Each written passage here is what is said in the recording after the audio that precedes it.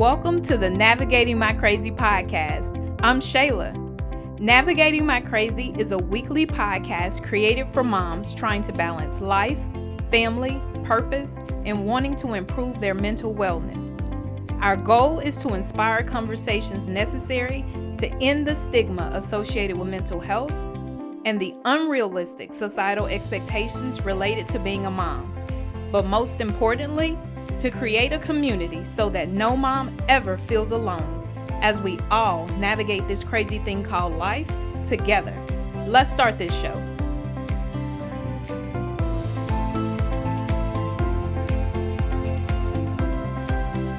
Welcome to another episode of the Navigating My Crazy podcast. I am Shayla, and today we will be talking about a rare condition called trisomy 18, also known as Edwards syndrome. This episode is dedicated to Ari Stevens.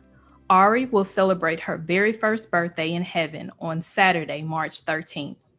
Birthdays are a huge deal in the Stevens family, so they will be celebrating their sweet angel at 3 p.m. that day with a balloon release.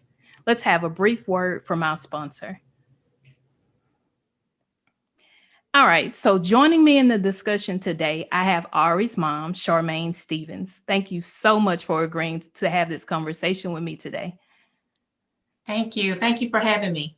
All right, so let me just tell you a little about Charmaine. She is the owner of Stevens Premium Consulting, which specializes in showing business owners how to take their businesses from pain to profit. She has over 10 years of experience as an entrepreneur, and she prides herself on showing others the way. Charmaine and her husband, Alvin, also have a mission to help marriages, so they created a series called Chatting with Alvin and Charmaine Stevens, which is aired weekly on Facebook Live and YouTube. So make sure you join in and watch that. They are the parents of 4 beautiful children. All right. So recently, Charmaine, you took the opportunity to unplug from your very busy life, as we see, and attend a trauma retreat for moms. These moms have faced traumatic situations in life or suffered a loss. So how was that retreat for you? It was very eye-opening. It was exciting. It was sad. It was filled with joy and understanding. So as you can imagine, those were a lot of different emotions wrapped up into, or feelings wrapped up into one weekend. That retreat basically gave me insight on how to live outside of that bubble. And I call it a bubble because so many people in that specific weekend, we all shared the somewhat same hurt. And outside of that are people that may have never suffered the loss of a child, or they don't understand what we go through. So it just gave me a lot of tools and resources just to really get things back going in life and really continue on my journey to heal. All right. So how did you find out about this retreat? And did you have any hesitations about going? Oh, no, absolutely not. I found out through a mutual friend, and I basically saw it and was like, yeah, it was a kickoff. It's called Traumatically Free. And it was a kickoff of it. And I saw it and I was like, yeah, definitely. Because I'm a firm believer in counseling, and I'm a firm believer of if you don't know how to do something, ask for help. Mm-hmm. And even on my mental health journey, I understand that even before I suffered trauma, counseling is necessary, even just to navigate life, not to mention throwing a pandemic and the loss of a child in the mix of that. So I knew that this next extra layer of protection for me was necessary outside of my normal counseling. So I didn't hesitate. I knew that it was something that I definitely, could use and need, and that I can continue on with. So yeah, definitely wasn't a hesitation. Okay, that's good. So the series that you and your husband have, was this a series that you guys had before the loss, or? Yes, we've had it since 2018. We took a break over the holidays, so we're getting ready to pick back up. Mm-hmm. But we started it in, I think, the summer of 2018. And we always have a lot of people talk to us about relationships, about, dating, life, love, marriage, family, things like that. So we embarked upon a journey that's called Marriage is Worth It. So that Chatting with Alvin and Charmaine segment talks about so many different topics as it relates to marriage and life. And so as we went on, we had no idea that it would take a different turn for us, because after we found out we were pregnant and suffered the loss, it basically was like so many people needed that segment of our life. And yeah, it would be easy to sit back and not talk about it, but to actually help someone else as we heal on our journey as well, we thought that, it would definitely make more of an impact. Absolutely. That's amazing that you guys were able to do that for others. And me and my husband definitely have to check you guys out. I was just talking on another segment to a young lady, and we were just talking about, a lot of us don't have examples of good marriage, Right. or even friends, that have marriages that you can kind of bounce things off of. So that is definitely something that we'll be checking out. Okay. So, if you don't mind, share with us your pregnancy journey with baby Ari. So for me, this was actually my third time being pregnant. Well, I'm sorry, my sixth time being pregnant. I have three living children, and we had two miscarriages prior to Ari. So Ari was the third time around trying to conceive after our losses. So everything was going really well, until we got to around maybe between 9 and 12 weeks. And that's when we got her trisomy diagnosis. And most trisomy 18 diagnoses immediately, well, not most, pretty much all of them, they tell you that the child won't survive, outside of the second trimester. So we're very thankful that we actually got a chance to see Ari and hold her and things like that. But in actuality, what took Ari from us was her heart condition. So not only did she have trisomy 18, she had a heart condition called hypoplastic left heart syndrome, known as HLHS. So we got that diagnosis around 24 weeks. And basically what that means is the left side of your heart did not form. And we feel that it was a direct result of the trisomy 18 because of the chromosome abnormality. And I know a lot of this sounds like gibberish to people, but when you're suffering with a condition, you tend to educate yourself on Absolutely. and try to find out, more things about it. So for me, I literally dug deep. I think I became maybe like a second year medical student or something. But I was to educate myself on it. So that way, when I went in the room with the doctor's office and the doctors and things specialists, I was able to be aware, but also to advocate for my child. Because we know that trisomy 18 babies are heavily discriminated against. They feel that you should abort these babies. They don't promote you to have them. Up until I was about 36 weeks, every time I would go to the doctor, I was asked if I wanted to abort. Wow. Or if I wanted to. Yeah, they did not think that these children, that they don't deserve a quality of life. So basically, the medical field is so far behind when it comes to trisomy 18. So there are several children that are not living and thriving with this chromosome abnormality, but they just need a fair chance at life. So with our having trisomy 18 and hypoplastic left heart syndrome, she was automatically disqualified for the life-saving procedure that could have saved her. So essentially, my daughter was murdered by the medical field. Wow. Because she had trisomy 18. She lived I did the research and found out that she could have a medicine called prostaglandin, and that could keep the valve opening and operating in her heart until we were able to find a hospital that would do the surgery that she needed. We were not successful. We couldn't find a hospital that would give her those surgeries. So essentially, Ari passed away because of that. Her prostaglandin, eventually her IVs failed because she had so many IVs. Eventually the last one failed, and that's how the medicine is administered, through an IV. That's the only way. So hers failed on day 21, and day 22, of course, day 21, the IV stopped, so there was no way to deliver the medicine. So she died shortly after 6 p.m. on day 22 of her life. So from that portion of my pregnancy, having to say goodbye, I knew that I had to advocate for my daughter that was no longer here, and for all the other children that will come after her, and to let them know these children do deserve life. They deserve to live, if given the right medical treatment and care. So yeah, trisomy 18 is heavily discriminated against, and that's just a little bit about my journey with being pregnant with her. But I went through a lot of discriminatory things that happened within the hospitals, the doctor's offices. It was just, you wouldn't think that this would be something that would happen in the 21st century. Right. But it's, to me, it sounds barbaric, but it's the reality, and a reality that needs notoriety to it. People need to be aware of what's going on, in our hospitals and doctors' offices. So yeah. Absolutely.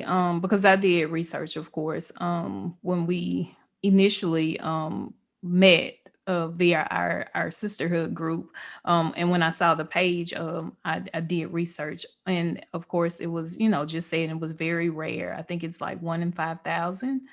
Yes. But I did read of cases where there were, children that lived or whatever. So that makes sense as far as what you were saying. Why the research is so limited, because if they're referring parents to abort the babies, they're not even Right. giving them a chance. Wow, that's a Yeah. lot. It is. It is. And to be well beyond your third, all the way into your third trimester, and to be told or asked, did you want to schedule your termination? Things like that, to me, it sounds inhumane. Right. You have a full grown baby. Now, my thing is this: whatever you choose to do when you get pregnant, that's your business. But don't make a decision for me or force a decision on me that I absolutely 100% do not agree with. Right. So that's the crazy part, but it happens, and it happens all the time. Right. So you guys have other children. What were the conversations that you guys had to prepare them for what was possibly to come? Yeah, those are actually really hard conversations. We have a 15-year-old and our 12-year-old, and then our daughter, she's 8, our baby girl. And so the conversations had to be had on different age levels. So what the 15-year-old would understand, the 8-year-old would not. So you had to have the conversations according to their level of understanding as well as their age. So my 15-year-old, he was very upset. He dealt with anger, after she passed, because he did not understand why, she couldn't have the surgery she needed. So he was more aware, vigilant of this is what's happening. As whereas my 8-year-old, she was 7 at the time, that already passed. So she was, just hurt because all she knew was that she wanted a baby sister. Hmm. So those conversations are different. They're hard, and they take a lot of patience, and reiteration and repetitive, because you could explain it today, and then a week later you've got to explain it again. Right. And then a lot of time we are a faith-based family, so we always talked about God, we talked about healing, we talked about faith. But how do you tell a child that Right. they prayed, but they didn't get what they asked for, Mhm. And how do you help them to understand that, the person, them believing and having faith and praying, but it still went another way. So it's a lot of different conversations that have to be had, and it has to be had more than once, So it's definitely a lot of preparation to prepare siblings, that their sister is going to pass. Right. And so far as you, mental health wise, because you are a serial entrepreneur, you have all these businesses, you have a magazine that I didn't talk about. You have these retreats for business owners, you have clients. How do you balance, what's going on personally and mentally, and then, deciding whether to pursue business or halt it? Like, what was that decision for you? It was a very hard decision. Thank God I'm at a situation where I'm able to have a staff. So at the time I was going through labor and having my daughter, and then, have after labor, going through grief and things like that, I had someone in my office working. However, most of my clients they used to have a direct access to me, Mm-hmm. So it was hard to literally shut down. So I had to shut down completely because I knew that mentally I was not stable enough to operate a company or multiple companies. And physically I wasn't able because my daughter stayed in the hospital for 22 days.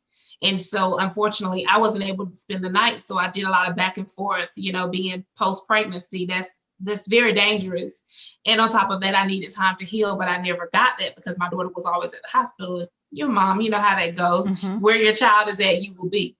So against my mom, my husband, doctors, against all of their wishes, I still went back and forth every single day, 12 hours at a time, lots of hours, just trying to be there for my daughter. So in all of that, I had to, after Ari passed, I had to make a decision to say, look, I've got to shut it down because if not, I'm going to be in a mental ward, or I'm going to be in the hospital because I could not handle it. So I think I took about 45 days off, may have been about 45 days or less. And now as I think back, I should have taken more time, but I was trying to live to the satisfaction of my clients and trying to be there for them. And it cost me in the long run because I'm having to go back and do things that I could have done in the beginning. So I feel like I should have taken, some months off and had given myself, my body, my mind, my spirit time to truly heal. So it was hard. It was a hard decision to make, but I knew that I had to shut down temporarily to allow that time to go through the funeral and the healing process and things like that. So that's hard because a lot of times you have clients that they understand, and then you have those that don't understand at all. You have clients that just simply don't care, but what it is that they have going on. From a professional standpoint, I somewhat understand it, but from a humane self point, it's like, come on. You have a life, at some point have some type of compassion. But I dealt with both ends of it, needless to say, if I could go back and do things differently, I would have taken more time off. But yeah, it's a lot being a full-time entrepreneur and handling multiple businesses. It's a lot, and it weighs on you, as you go through this journey.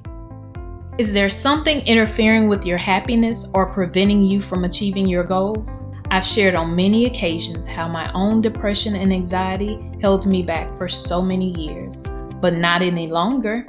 BetterHelp wants you to start living a happier life today. What is BetterHelp? Professional counseling done securely online with your own licensed professional therapist. It's more affordable than traditional offline counseling, and financial aid is available. Visit betterhelp.com/navigating.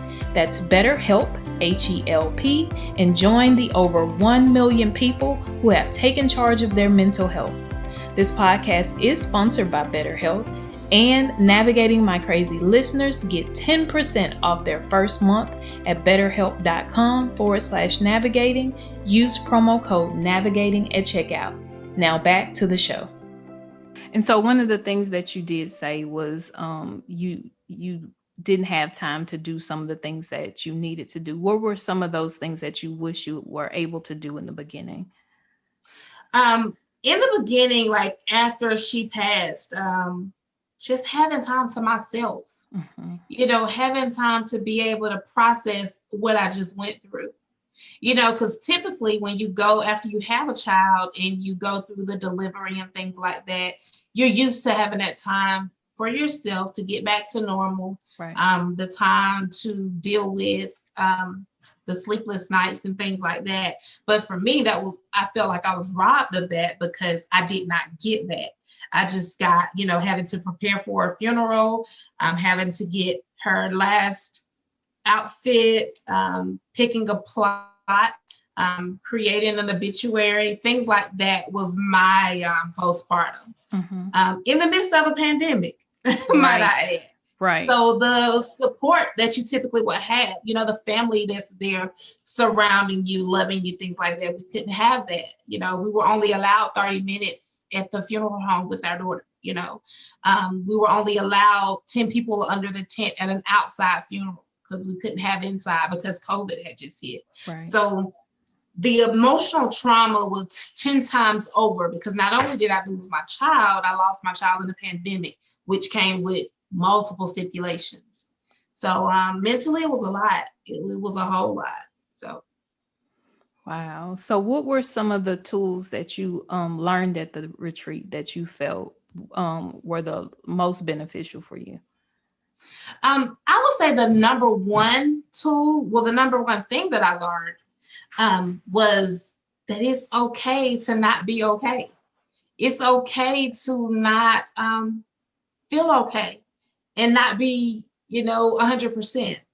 And then also the tool for that was for me learning how to journal about my feelings and then implement things different exercises to help me, mental exercises to help me process what it is that I'm going through.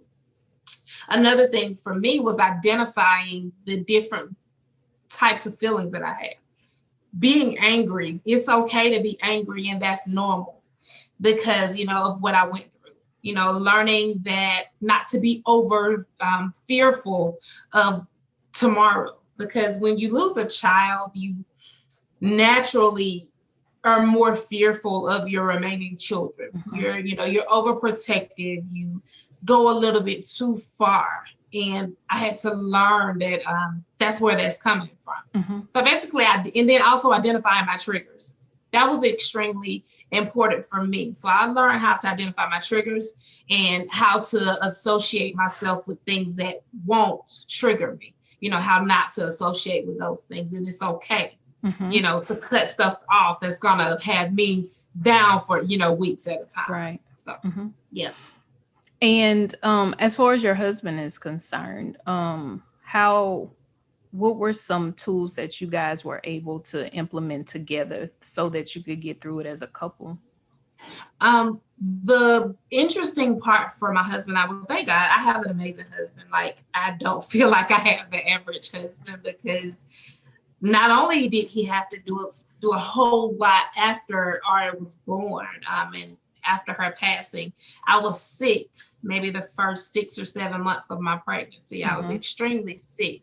In the last few months of the pregnancy, I became extremely weak. I couldn't walk for long distances. I couldn't, I'm out of breath if I come down our steps.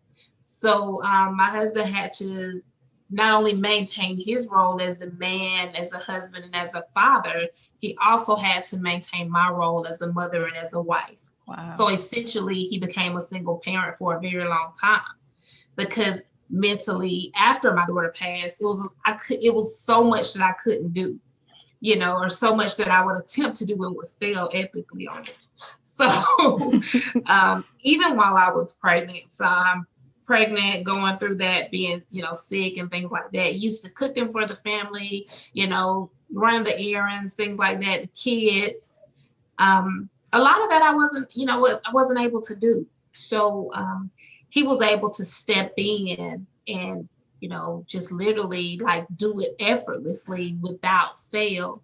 So oftentimes now I find myself asking, hey, are you okay? Mm-hmm. And then that transition back out of that, from having to go back to, okay, mama's back, I'm back in the swing of things, let me just try to take on those tasks. But crazy part about it is a lot of the tasks I thought I was ready for, I wasn't. Right. So, it'd be simple things like, doing laundry, things like that. I put a load and forget it was there, it's 24 hours later, stuff like that. Mm-hmm. It's the simple stuff, and you really don't understand your mental capacity until you try to start back getting in the swing of life. Right. So, I'm very thankful for my husband because he has done so much, to help us on this journey. And even now, like when I have my down days, because I still have days where where I cry and I'm hurting and I don't understand why, he's right there, to make sure that, hey, it's going to be okay and we're going to make it through this. So. Yes, that's amazing. I saw the birthday party that he did for you. I was in a lot of tears. It was so beautiful. That video was so amazing. He did a Yeah, great job on that birthday party. yeah, he's an amazing guy. You know, I tell people all the time, I really feel like God handpicked my husband for me. I really do, because I don't have any complaints, and it's just like no matter what, I tell people as well, he's responsible for my journey to be able to be a full-time business owner since 2014. You know, so that journey was, he allowed me to not go to work a Hmm. full-time job so that I could pursue my business. And now it's like it's a blessing. Amen. Yes, indeed, it So is. yeah, it is. It's a true blessing. So how was it for the kids and your relationship with the kids as you go through grief and go through this process and you having to step back from the mom role? How were you guys able to communicate that to them? Um, I dealt with a lot of trying to hide it from them because Hmm. I did not want them to see mommy crying. Like, Hmm. especially my daughter. She's very loving and very consoling. So I didn't want her to feel like she had to take on the responsibility Hmm. of taking care of mama all the time, you know? And that's just her heart. She's so natural at loving and being caring, of someone when they're hurting. So a lot of times I would hide it or try to mask it. Um, but they're my baby, so they know they can look Hmm. at me and Absolutely. tell when Absolutely. something's not right. So just trying to navigate it to where it's not overbearing for them. Hmm. And so if I have those moments, sometimes I'll go in my closet. I have an area in my closet that's dedicated to my daughter. So I'll go in there and I'll sit down, I'll lay on the floor and I'll just, have that time to where if I need to cry, if I need to talk to her, if I need to just have some time just to collect myself, that's where I go. When I'm hurting, when I'm upset, that's where I retreat to, that area. Right. And as far as the pandemic is concerned, of course, like you said, that just put a whole nother twist on what would have probably been your support system being there for Yeah. you. So what were some unique ways that you guys were able to find to have family without having the support that Right. normally would happen? Right. We did a lot of people that loved and cared. They did a lot of drop offs. They did a lot of deliveries. We did a lot of Zooms. Hmm. Thank God, while Ari was in the hospital, we had a webcam. So they were able to see her at certain times of the day via the webcam.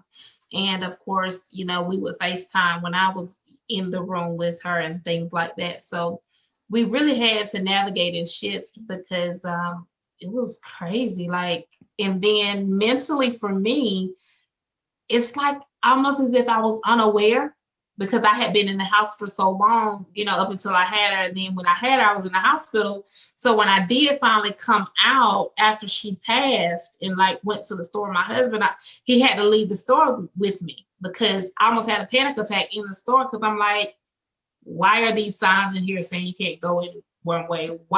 Is everyone in a mask? Why Right. are the shelves empty? Because literally I checked out. All I was focused on was going to the hospital, making sure I wasn't bleeding too much because I Hmm. knew I just had a baby, a few days ago, making sure that I was getting there and then watching the phone just in case they called when I wasn't there. So I wasn't really aware, so to speak, of what was going on around me. All I knew was that my daughter was in the hospital and no one could be there but me or my husband. Hmm. So that was huge for me. Wow. But yeah, we just had to kind of try to make things work in the midst of a pandemic. Right. So as far as process and procedures, because I know you were talking, do they have did you feel like your doctor just kind of winged it based on your situation? Did you feel like they weren't prepared? Just because, like I said, when I was reading, there are, like you said, people that survive and live to certain ages. So do you feel that they just weren't prepared, or that's just the training that they were taught as far as this Um, diagnosis? yeah, they were not prepared. I actually had to teach them what to do throughout my pregnancy and even in the delivery room. I had to create my own birthing plan, and I had to make sure that not only my doctors were aware, but the staff that was attending to me during my delivery was aware. I had to be specific with letting them know that don't let her just stop breathing. I need you to stimulate her. I need you, when she comes out, I need you to assist her in every way possible to ensure that she has every chance. Typically, what they do with these babies, our trisomy kids, they just don't try. They just usually wrap them up and give them to mom and typically let them pass in their mom's arms if, that be the case. They don't try to feed the kids. It's a lot of things that they just don't really, they feel that these children don't deserve life. And as I said, it sounds barbaric for us to be in the 21st century, but these are the things that are going on in this world that we live in as it relates to trisomy 18. It's absolutely crazy, but it's happening.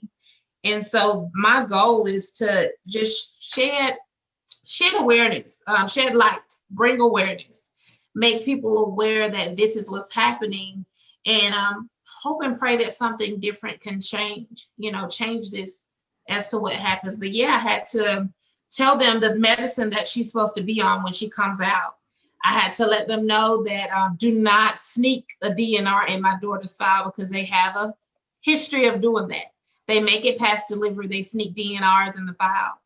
This is stuff that they have a history or reputation of doing to trisomy 18 children. I had to let them know that I want her fed. I want her fed with my breast milk. I wanted it fortified so she wouldn't keep losing weight. Stuff like this, they don't do. So I had to literally turn into a doctor, to make sure that my daughter had everything she needed, to at least try to live as long as she could and thrive. Wow. That's amazing that, that you were able to be your own advocate during the time when you're in labor and after having a baby, because most of the time, just even thinking about, you're dependent on the doctors to know and do everything. So the fact that you had to do all of that was, I'm sure, additional stress, because when they're not around, you're wondering what's going on and making sure that they're following. Yeah, I have a file probably about this thick through the pregnancy, leading up to delivery and even after she passed, that included research. It included information about the pregnancy. It included different test results, different things that I essentially took on another business, if you will, and had to learn it, because that's not my field, medical. It's not my background. So I had to go in and learn all of this and learn what to do, what happens if you don't do that, what happens if you do. I had to research hospitals. I had to do different case studies to figure out what happened with each child that was able to get the procedure. I had to look at the same, sad to say, but I had to look at the racial side of things. How many white children versus Black or children of another race were able to be afforded the surgeries that they need, to live and thrive? Is there a disparity amongst our children, when it comes to trisomy 18? Trisomy 18 in itself is already discriminated against heavily, but is it even less? Is the percentage greater with our Black children? Do they slow code our kids? These are things that I had to go through and research and find out. And I found a case, someone in South Georgia, found out her child was slow coded. She lived for about 18 months and found out that her daughter was slow coded. Slow code basically means that they slowly let your child die by coding them, allowing things to happen when they code, not providing the necessary things that they need. So you'd be amazed at some of the things that I found. Wow. Yeah. Wow. That's crazy. Like you said, in this day and age, that we have all of these devices and things and research, and just to not have the effort would be the most sad and frustrating part. Absolutely. Absolutely. Wow. So as far as advice is concerned, what advice would you give another family when they receive this diagnosis during their pregnancy? Um, take your I'm gonna be excited and that's it about my pregnancy. Take that hat off, and put the hat on of I have to be a mama bear for my child. I have to fight for my child, but I'm a firm believer, don't show up to a fight without weapons. Essentially meaning don't show up to advocate for your child and not be educated and prepared Mm-hmm. for the combats. Because I had to be prepared, and not only be prepared, but I had to have proof. So as where I would have a head cardiologist at one of the local children's hospital say, "Oh, we've never done that procedure before." I had to turn around and say, "Oh yeah, you have, and here's the proof." So things like that, I had to explain to them about trisomy 18 and that there are still living children with this chromosome abnormality, as where the doctors would say, no, it's not. Right. A quick So, Google search would have informed him that. I knew yeah, that. Right. Wow. yeah. But yeah, just to tell them to be prepared and whatever you do, when you go to your OB checks, don't get overwhelmed with the negativity because you will get it. You will get something negative every time you go, but just don't be overwhelmed with it. Yeah. Wow, that's good. So, as far as your advocacy is concerned, you do have a page dedicated to Ari. So, tell me a little bit about that. So basically, that page was dedicated. Well, actually, it was formed in December of 2019. Hold on, 2019. Yeah, wow. So, yeah, I formed that around, I think, right after the holidays because I wanted other people to be aware of the journey that I was on and to also help those that may be suffering the same diagnosis. So I created that page, and on that page, I do a lot of updates. For the first year of the page, I just talked about different diagnoses that Ari had. And I also just kept people aware of the things that I was going through at each doctor's visit. Things like them asking, I can't believe she's still, alive, essentially. And these were some of the things that I was told at my OB checks. So of course I would blog about it, on my page, and people would just be just shocked that this is happening. So basically more of an awareness.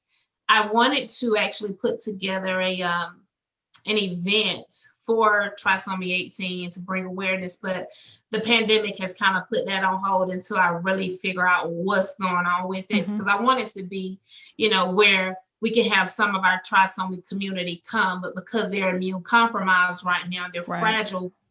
They just can't be out in public settings like that. So there's going to be a lot of great things that come about. We also, one thing we do have now is the Ari's Heart box. So what that box includes is things that I've kind of forgot as I went through labor. So that box is to just kind of prepare mom that's fighting this diagnosis, things that she can have on the day of delivery. So it's a white box. It has Ari's Heart logo on it, and it's filled with like thumb drives, a warm blanket, a tumbler to put, your favorite drink in, a t-shirt, it's an Ari's Heart t-shirt, and just a few other things like a book for journaling, just to kind of say, hey, I know what you're going through, and I'm here. So that page it's a lot that we've done, but there's so much more to come post-pandemic. All right. So tell everybody how to find the page. So you can find that page. You can either go to our website, arisheart.org, or you can go to Ari's Journey through Trisomy 18 and HLHS, which is on Facebook and Instagram. Also, you can go through my page to get to that page. My personal page is Charmaine Stevens. Also, CharmaineStevens.com has a link to it as well. And that's how you can find us. Right. And so we also have moms that are business owners or want to be business owners, and you are the guru as far as all Thank aspects, you. starting, if you're in it, all of these things. So how do you help other moms, women, people to thrive in their businesses? So basically, I've been deemed the ultimate entrepreneur a very long time ago.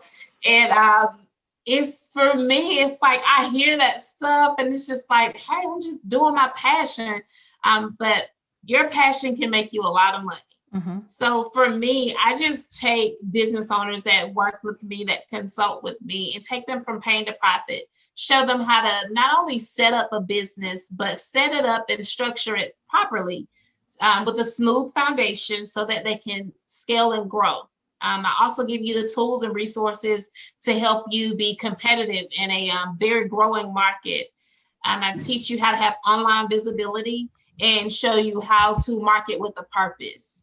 So those are just a tidbit of the things that we do at Stevens Premium Consulting. And here lately, I've been showing a lot about business credit and how to get that set up and going. And also my workbook that's out now.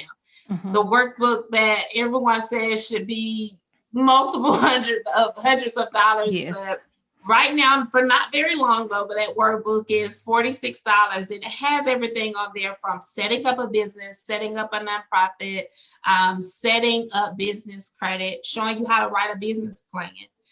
It has a 12-month calendar in there, as well as how to market. I give you 30 days of content in the 30 days of social media content, as well as 30 days worth of polling your audience. It's so much stuff in that book. But I created that book for the business owners that they have a passion, they have a burning desire, but they just don't have the finances to book me directly. So it's like, hey, this is less than $50.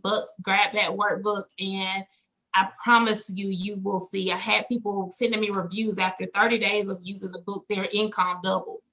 Wow. So yeah, it's just, it's my way to say, hey, if you can't do this, here's something that you can do until you can, do something else. So, absolutely. yeah, I think I've dropped that link for the workbook at least 4 times in the last week, just because on 4 different occasions people were asking about nonprofits, and I think that's how I originally found out about it. You somebody else recommended the book, the workbook that you had to help someone with a nonprofit. So I've been dropping that link because that's amazing, because people charge thank you.